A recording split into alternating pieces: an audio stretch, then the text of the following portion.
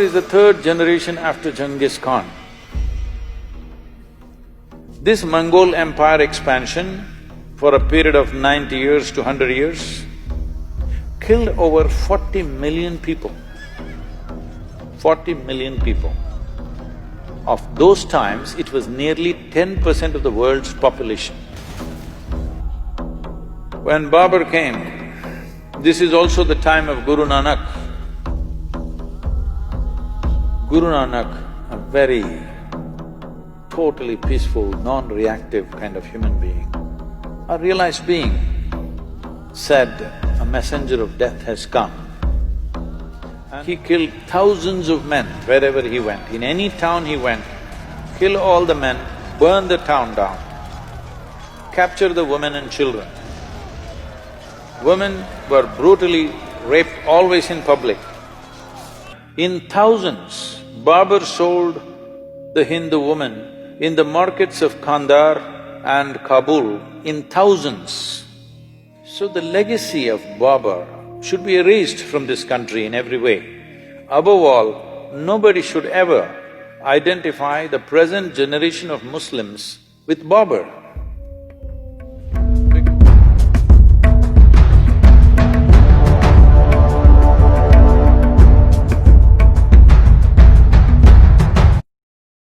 To give you some sense of what we are,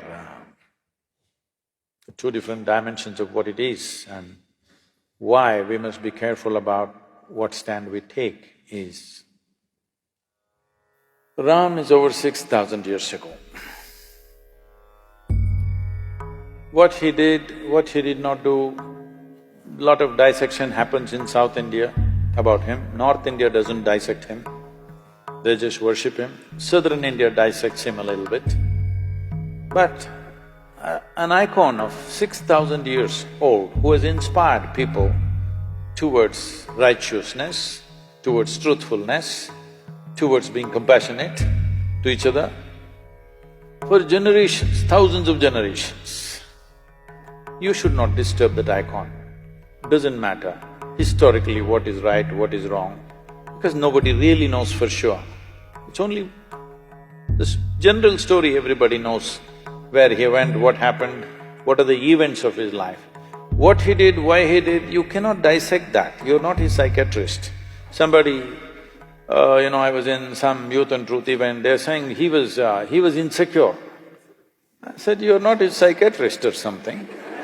6,000 years ago, whether the man was secure or insecure, how do you know? This is rubbish. But he's an icon who has inspired millions and millions of people across generations. You should not disturb that because humanity needs those icons.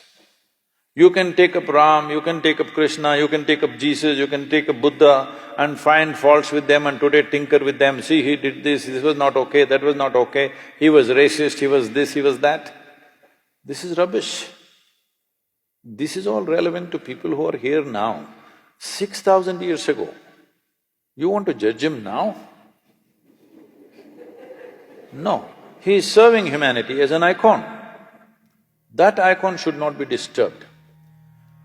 What is he an icon for? He's an icon of stability, not impetus action. When action is needed, he is very decisive, but never reacts to anything, he is conscious action. Even if it's war, he will do war. Surrender, he will do surrender. Give up his kingdom, he will do give up his kingdom. But everything consciously in a balanced way. This is what we are worshipping him for, because he has a freedom of going through the drama of life, extreme drama in his life. But he goes through the drama effortlessly. He goes through the drama without reacting. He goes through the drama without any sense of angst or anger against anybody. When he kills Ravana, who stole his wife and causing havoc, he comes and repents for his death, that I had to do this.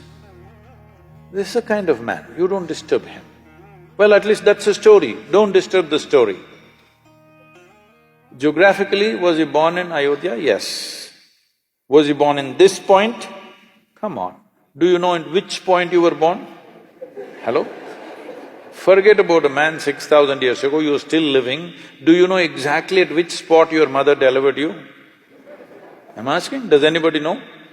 No, so it's a ridiculous argument. Now Babar. Babar is the third generation after Genghis Khan. This Mongol empire, Mongols, slowly the word Mongol became Mughal in India, it's Mongol. This Mongol empire expansion for a period of 90 years to 100 years killed over 40 million people. 40 million people. Of those times, it was nearly 10% of the world's population. You understand? 10% of the world's population, they killed not with a nuclear bomb, with swords, very energetic people. I'm saying it takes a lot of activity to kill 10% of the world's population, isn't it? Just with swords and spears. So wherever Genghis Khan went, he made a rule. All the males, wherever he conquered, all the males who were above the height of a cartwheel. Those days the height of a cartwheel, which went with the armies, was always about 38 to 39 inches, about that much. Anybody who is above that height was killed. And then it is a practice of the Mongols to pile up all the severed heads into a big mountain. So the women were taken as slaves to service the soldiers, or they were sold in various markets across Middle East, Europe, everywhere they were sold. So they spread like this. After Genghis Khan came Taimur-Lang. Taimur-Lang bore Babar.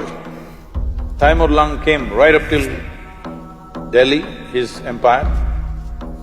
Then Babar came. Taimur-Lang is supposed to have killed 17 million people. In the cruelest possible way. What happened to the men is compassion. What happened to the women is another matter.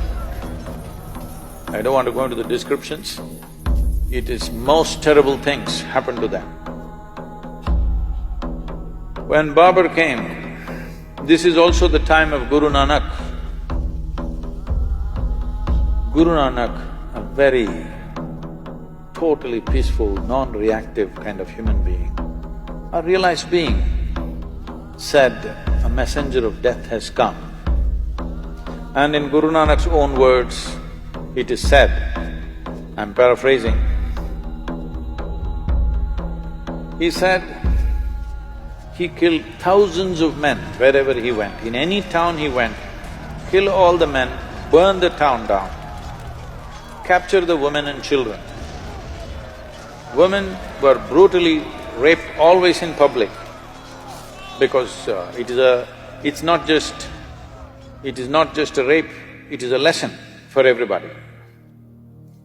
And in thousands, Babar sold the Hindu woman in the markets of Kandahar and Kabul in thousands. Fortunately, he lived only for 4 years in India. He died. So the legacy of Babar should be erased from this country in every way. Above all, nobody should ever identify the present generation of Muslims with Babar.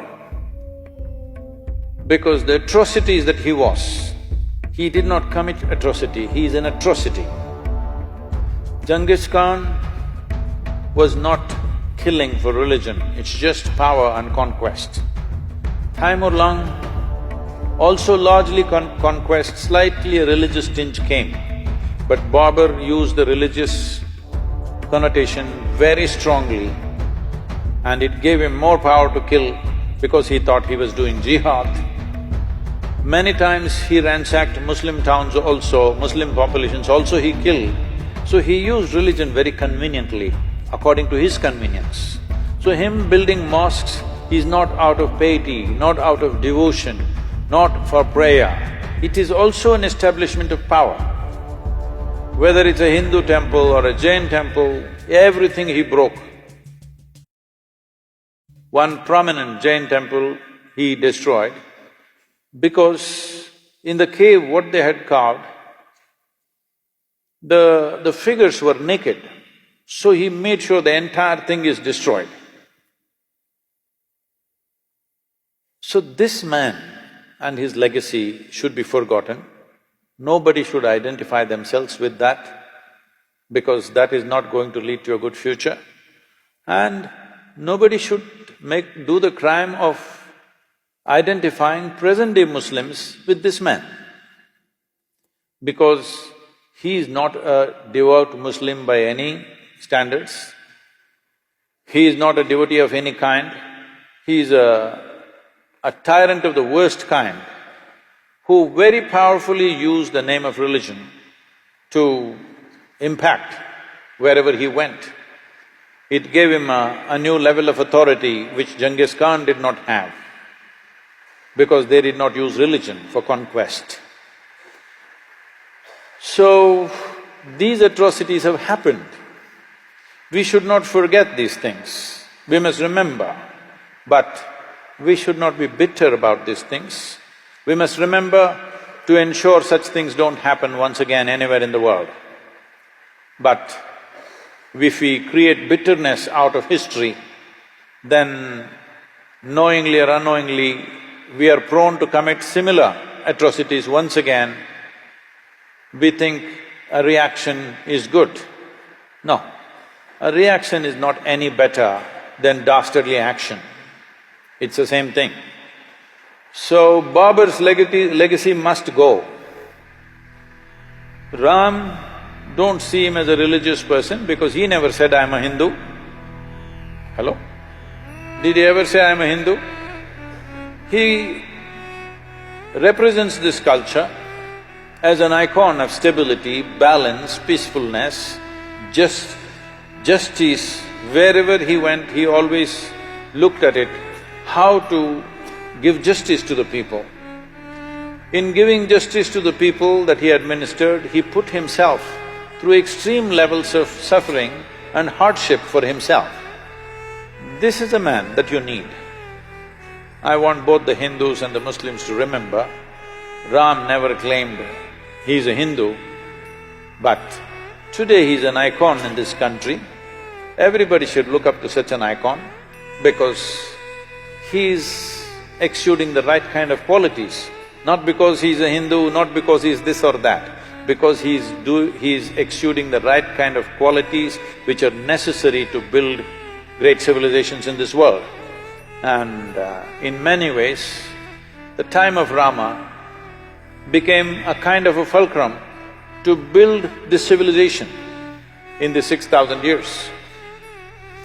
This is why even during the freedom struggle, Mahatma Gandhi went on referring to Ram Rajya, the best administered and a just, absolutely just state means Ram Rajya. Even today, when we say Ram Rajya, we mean to say a very just and fair state, not an exploitative state, not a tyrannical state.